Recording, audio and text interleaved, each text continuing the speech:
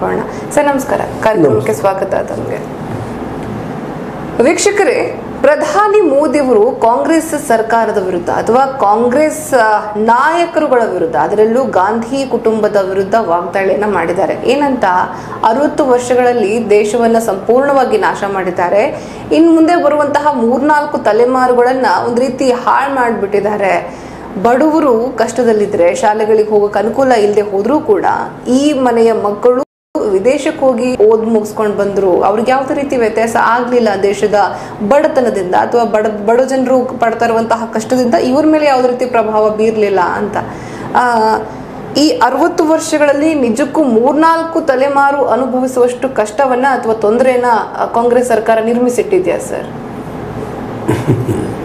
ಈ ಮಾತನ್ನ ಮೋದಿಯವರು 2014 ಪೂರ್ವದಲ್ಲಿ ಮಾತಾಡಿದರೆ ಬಹಳ ಸುಂದರವಾದ ಮಾತು, ಕಿವಿಗೆ ಇಂಪಾಗುವಂಥ ಮಾತುಗಳಾಗ್ತಾಯಿತ್ತು.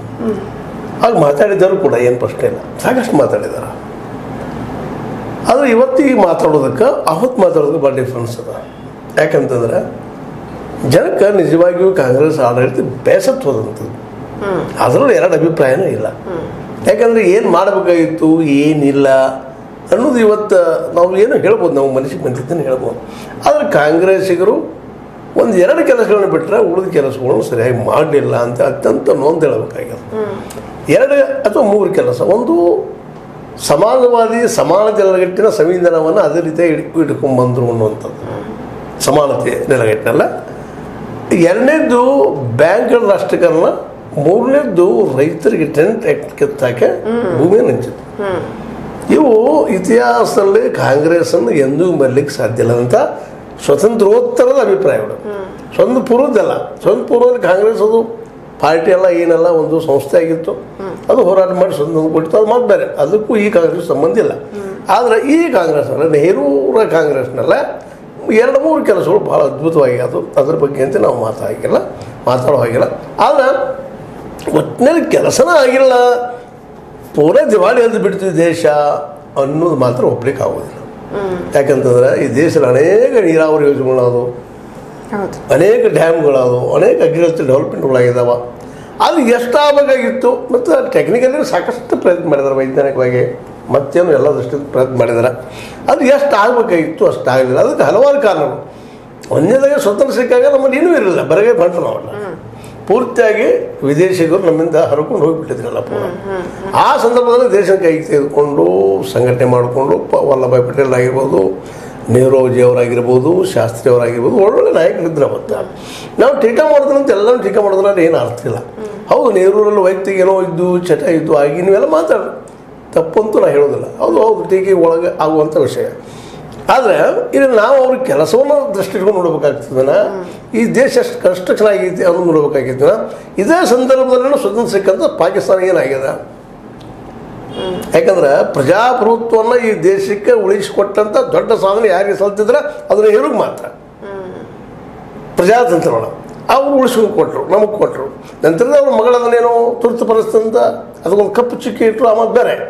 ಆದರೆ ನಮ್ಮ ದೇಶದಲ್ಲಿ ಇವತ್ತು ಏನಾದರೂ ಬದಿಯ ಪಾಕಿಸ್ತಾನ, ಅದು ನಮಗಿಂತ ಒಂದಿನ ಮೊದಲು ಸ್ವತಂತ್ರ ಸಿಕ್ಕಂಥದ್ದು. ಅಲ್ಲೇ ಇವತ್ತು ಪ್ರಜಾಪ್ರಭುತ್ವ ಹುಡುಕಿದ್ರು ಸಿಗೋದಿಲ್ಲ, ಹಗಲಿ ಹೊತ್ತು ಕಂದಿರು ಹಿಡ್ಕೊಂಡು ಹೋದ್ರೂ ಸಿಗೋದಿಲ್ಲ. ಆ ಪರಿಸ್ಥಿತಿ ಅದ. ಅದು ನೋಡಿದ ನಾವು ಇವತ್ತು ಮೋದಿಯವರು ಟೀಕಾ ಮಾಡ್ತೀವಿ. ಮೋದಿಯವರು ಸಹಿತ ಸಂವಿಧಾನ ಕಿತ್ತಾಕೋದು ಸುಲಭಿಲ್ಲ ಅಂತ ಅದ್ಭುತ ಸಂವಿಧಾನ ನಮ್ಗೆ ಅಂಬೇಡ್ಕರ್ ಕೊಟ್ಟರು. ಅದಕ್ಕೆ ಸಹಕಾರ ಮಾಡಿದ್ರು ನೆಹರು, ಅದಾಗಲಿಕ್ಕೆ ಆಗೋದಿಲ್ಲ. ಹೌದು, ರಾಜಕೀಯವಾಗಿ ಅವ್ರನ್ನ ಬೆಳೆಸಲಿಕ್ಕಿಲ್ಲ, ಅದು ಅವರಿಬ್ಬರಲ್ಲಿ ಹೊಂದಾಣಿಕೆ ಇರಲಿಲ್ಲ. ಅಂಬೇಡ್ಕರ್ ಮತ್ತು ನೆಹರು ಅವರಲ್ಲೇ ವೈಚಾರಿಕವಾಗಿ ವಿಭಿನ್ನ ಧಾರೆಯವರಿದ್ದರು.